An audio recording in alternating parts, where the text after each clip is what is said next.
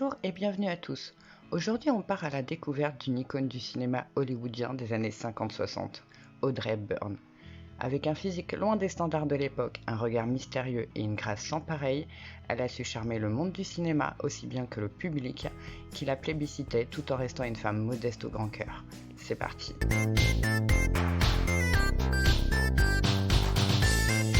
Audrey Hepburn est issue d'une lignée aristocratique. Sa mère, la baronne Ella von Heemstra, d'origine néerlandaise, épouse en premières noces un chevalier dont elle aura 2 enfants. Son père, Joseph Victor Anthony Ruston, a des origines anglaises, irlandaises, autrichiennes, écossaises et françaises. Il était persuadé que sa grand-mère était une descendante de James Hepburn, comte de Boswell, 3e mari de Mary Stuart, reine d'Écosse. Le couple se rencontre alors que Joseph Ruston occupe le poste de directeur de la filiale bruxelloise de la Banque d'Angleterre. Il se marie en 1926 à Jakarta en Indonésie et s'installe à Ixelles dans la périphérie bruxelloise, connue pour être une ville d'étudiants, d'artistes et d'intellectuels. En 1929, Audrey vient au monde. Elle est de nature fragile et réchappe in extremis à la coqueluche. 2 ans plus tard, la famille déménage pour Linkebeek, toujours dans la périphérie bruxelloise. Petite, c'est une enfant joueuse, énergique et pleine d'imagination. Son père la surnommera Puzzle Monkey. Et dès l'âge de 5 ans, elle se passionne pour la danse classique. Elle déménage régulièrement entre l'Angleterre, la Belgique et les Pays-Bas au rythme des mutations de son père. Les relations entre ses parents sont de plus en plus tendues et les disputes fréquentes. De plus, sa mère ne supporte plus ses sympathies nazies et le couple se sépare en 1935. Joseph Ruston quitte le domicile familial sans dire un mot, laissant sa fille derrière lui. Audrey est alors envoyée en Angleterre dans un pensionnat pour y recevoir une éducation victorienne très stricte, jusqu'en 1939, date à laquelle l'Allemagne déclare la guerre à l'Angleterre. Craignant pour la sécurité de sa fille avec les bombardements, Ella von Heemstra fait revenir Audrey aux Pays-Bas. Elles vivent dans le château de Zispendal à Arnhem, puis après s'être fait confisquer quasiment tous leurs biens par les Allemands dans un petit appartement. Audrey développe un réel talent pour les langues et parle facilement anglais, français, espagnol, italien et néerlandais. Elle a également une culture littéraire impressionnante, dévorant tous les livres de Edgar Wallace et de Philip Oppenheim.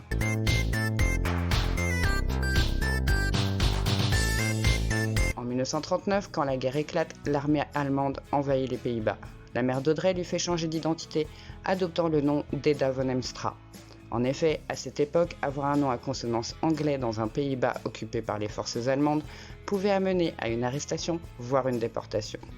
Pendant cette période de guerre, Audrey continue à prendre des cours de danse au conservatoire d'Arnhem et se produit sur scène. Mais le manque de nourriture affecte son corps. Elle souffre de malnutrition, d'anémie, d'asthme et de dépression, devenant squelettique à cause d'un régime composé de laitue, de pain à base de pois, d'eau, de bulbes de tulipes et à de rares occasions de pommes de terre. Elle finit, à la fin de l'adolescence, à peser à peine 40 kg et se voit contrainte d'arrêter pour quelque temps la danse. Tout au long de sa carrière, elle gardera une silhouette très longiligne et sera souvent questionnée sur une possible anorexie. Mais il est plus probable que ses cours de danse intensifs ainsi que les privations de la guerre lui aient donné cette taille fine. Audrey gardera toute sa vie les souvenirs de cette période de grande privation. Elle prend également part à la résistance en portant des messages. Les Allemands ne se méfiaient pas d'une jolie jeune fille. Elle lèvera aussi des fonds pour des spectacles.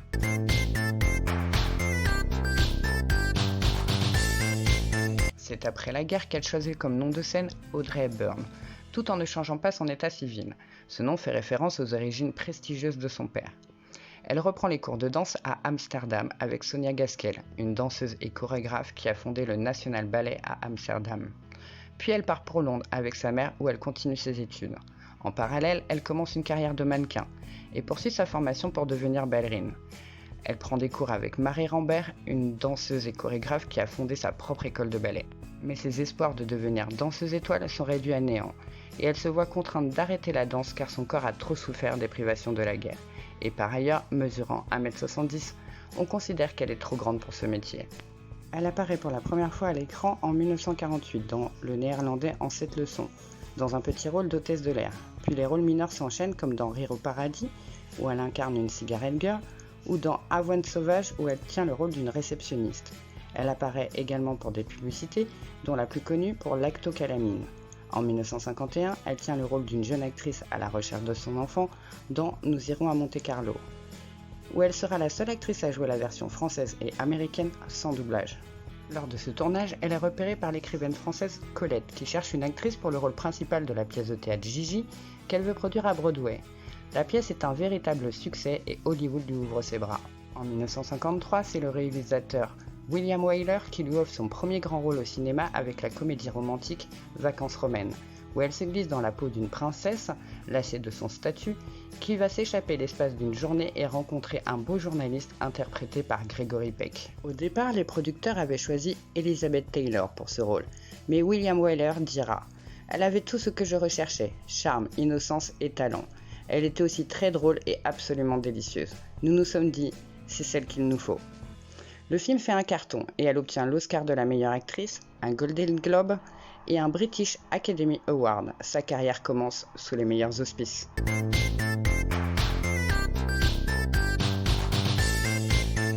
Audrey va tourner avec les plus grands acteurs hollywoodiens, sous la direction de célèbres réalisateurs.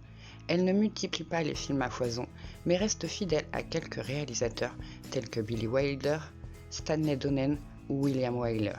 Dans Sabrina, en 1953, elle joue la fille d'un chauffeur au service d'une riche famille qui est éperdument amoureuse du fils terrible de la famille. En 1954, on lui propose de jouer dans la pièce de théâtre Ondine de Jean Giraudoux. Elle interprète le rôle d'une naïade qui, sortie d'une cascade, tombe amoureuse d'un beau chevalier, rôle pour lequel elle recevra un Tony Award. Elle accepte à condition que son partenaire soit l'acteur et réalisateur américain Mel Ferrer. Elle l'avait rencontré en juillet 1953 lors d'une soirée organisée par Gregory Peck. Mel Ferrer a 12 ans de plus qu'elle, il est père de 4 enfants et a déjà été marié 3 fois. Pourtant, les deux acteurs finissent par entamer une relation amoureuse. Ils auront un fils en 1960, Sean Hepburn Ferrer.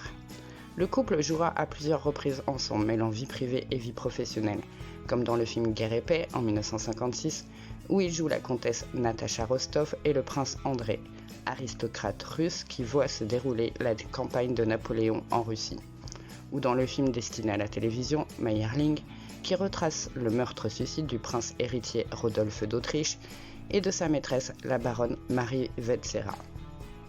En 1957, dans la comédie musicale Drôle de frimousse, elle interprète aux côtés de Fred Astaire Joelle Stockton, une jeune libraire qui va accepter d'être mannequin pour pouvoir se rendre à Paris afin d'y rencontrer son idole. La même année, aux côtés de Gary Cooper, elle tient la tête d'affiche du film Ariane, une comédie romantique où elle incarne la fille d'un détective privé chargé de suivre un riche célibataire séducteur dont elle tombe amoureuse. En 1959, sous la direction de son mari, elle interprète une jeune fille sauvage dans Verte demeure, puis une religieuse missionnaire en Afrique dans Au risque de se perdre. En 1961, on la retrouve dans Diamant sur canapé, où elle joue une croqueuse de diamants qui manipule les hommes pour se faire entretenir. Malgré les recettes décevantes, ce film va devenir culte, grâce au charme et à l'élégance d'Audrey dans ce rôle. Elle dira « Je suis introvertie, jouer une femme extravertie a été ce que j'ai eu de plus dur à faire ». Le 29 mai 1963, l'année suivant le fameux Happy Birthday, Mr. President, elle chante pour l'anniversaire du président américain JFK « Happy Birthday Dear Jack ». En 1963, aux côtés de Cary Grant, elle joue une traductrice qui, confrontée au meurtre de son mari, va découvrir que celui-ci a détourné et caché un magot de 250 000 $ pendant la guerre, dans le film Charade. L'année suivante, elle est à l'affiche de My Fair Lady, qu'elle refuse une première fois avant d'accepter. Elle y joue une petite marchande de fleurs, sans le sou, à l'accent déplorable qui se fait repérer par un professeur de phonétique misogyne à la sortie de l'opéra et qui va faire de cette jeune fille une grande dame du monde. Elle joue aux côtés de William Holden pour De tête folle, une secrétaire engagée par un auteur de film pour l'aider à trouver des idées pour un scénario.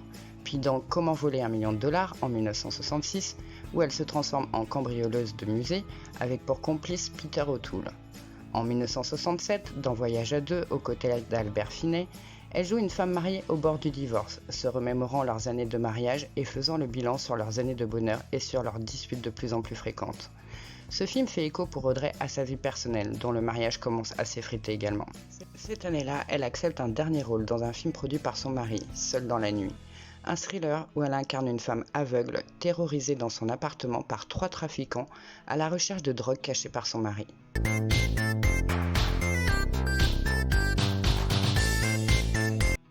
1968, après 14 ans de mariage, Audrey Hepburn et Mel Ferrer mettent fin à leur mariage, notamment à cause de relations extra-conjugales et des divergences sur la carrière d'Audrey. Elle annonce la même année qu'elle met fin à sa carrière. L'année suivante, en janvier 1969, elle se remarie avec le psychologue italien Andrea Dotti, qu'elle a rencontré lors d'une croisière, et ils s'installent ensemble à Rome. Audrey décide de se consacrer à présent à sa famille et donne naissance à un deuxième fils, Luca Dotti, le 8 février 1970. Mais au début des années 80, le couple divorce en raison de leurs relations extra-conjugales respectives. Audrey s'installe alors en Suisse, à Tolochenaz, avec l'acteur Robert Walder, dans sa villa La Paisible. Le couple restera ensemble jusqu'à la mort de l'actrice, sans toutefois se marier. Audrey refuse tous les rôles qu'on lui propose, sauf à de rares exceptions, comme La Rose et la Flèche en 1976. Dans ce film, où Robin des Bois est joué par Sean Connery, et qui revient à Sherwood après des années d'exil, elle interprète Marianne, entrée au couvent, qui est sur le point d'être arrêtée par le shérif de Nottingham. On la retrouve une toute dernière fois au cinéma dans le film de Steven Spielberg, Always, en 1989, où elle incarne un ange.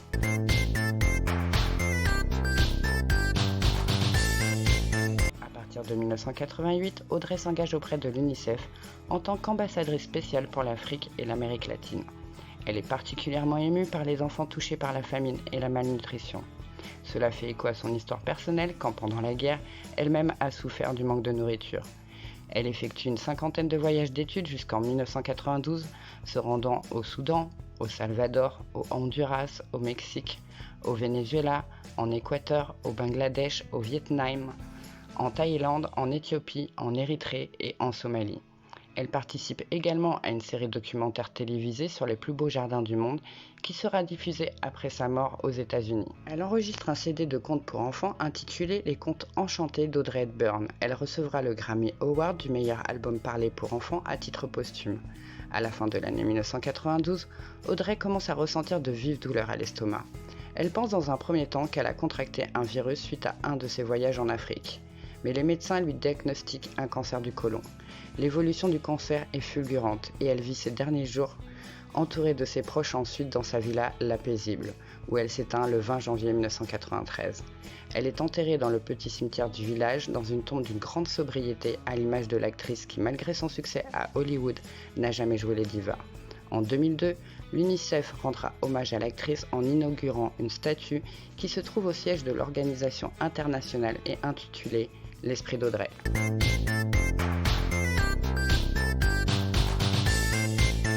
Audrey a marqué son époque par un physique éloigné des icônes hollywoodiennes de l'époque. On préférait des Marilyn Monroe, blondes et voluptueuses, aux filles brunes, longilines et dotées de peu de poitrine. Le réalisateur Billy Wilder dira « Elle est capable à elle seule de faire de la poitrine une valeur du passé ». Mais elle a réussi à devenir une légende par un style chic, élégant et sophistiqué qui ne passait pas inaperçu. Son style particulier résulte en grande partie de sa rencontre avec le couturier Hubert de Givenchy en 1952. Il dessine pour elle ses tenues pour le film Sabrina, un mélange de mannequins ultra chic et de ballerines classiques, écrira Vogue. Ils resteront des amis fidèles pour le reste de sa vie. Audrey devient son égérie et son ambassadrice et il se dira toujours émerveillé par l'actrice. Ses mensurations n'ont pas varié d'1 centimètre en 35 ans, confiera-t-il. Par amitié, Audrey acceptera de redevenir mannequin pour présenter les créations de son ami couturier pour la collection d'été de Givenchy en 1988. Le couturier créera un parfum pour elle, l'Interdit. La légende raconte qu'en apprenant que cette fragrance exclusive allait être commercialisée, l'actrice se serait exclamée « Mais je vous l'interdis », inspirant à Hubert de Givenchy le nom donné par la suite au parfum. Il dessinera ses tenues pour de nombreux films tels que Drôle de frimousse, Ariane, Diamant sur canapé, De tête folle, Charade ou Comment voler $1 million. Voilà ce qu'Audrey dira à propos du couturier. C'est lui qui m'a donné un look, un genre, une silhouette, et encore plus, il a toujours été le meilleur et il est resté, parce qu'il a gardé ce style dépouillé que j'adore. Qu'y a-t-il de plus beau qu'un fourreau tout simple, fait d'une façon extraordinaire, dans un tissu extraordinaire et juste avec 2 boucles d'oreilles. Après le film Diamant sur canapé, sa tenue robe sans manches, grand gants foncés et collier de fausses perles, deviendra immédiatement un classique de la mode. Ferragamo crée pour elle une paire de ballerines élégantes pour le film Vacances romaines en 1953, qui deviennent en même temps que le film un grand succès. Audrey devient l'ambassadrice de la marque. Ferragamo lui rend hommage en 1999 avec une réédition des ballerines et une exposition intitulée Audrey Hepburn, une femme, le style. Audrey a également popularisé les lunettes Ray-Ban Wayfarer après le film Diamant sur canapé et fera la une de nombreux magazines de mode tels que Vogue ou Harper's Bazaar. Elle a inspiré de nombreuses actrices. Depuis sa mort, de nombreux films ou séries font référence à Audrey Hepburn, comme dans le film Pretty Woman où l'on voit un extrait du film Charade, ou dans Gossip Girl où l'un des personnages principaux considère l'actrice comme une incarnation parfaite de la féminité et du chic new-yorkais. La grâce et l'élégance d'Audrey Hepburn perdurent encore aujourd'hui où son image est encore utilisée pour des publicités. Voilà, merci à vous d'avoir regardé cette vidéo en ma compagnie et d'avoir suivi le parcours de l'indémodable Audrey Hepburn. Pour ma part, je vous souhaite un bon week-end, une bonne semaine et je vous retrouve très bientôt pour un autre personnage oublié.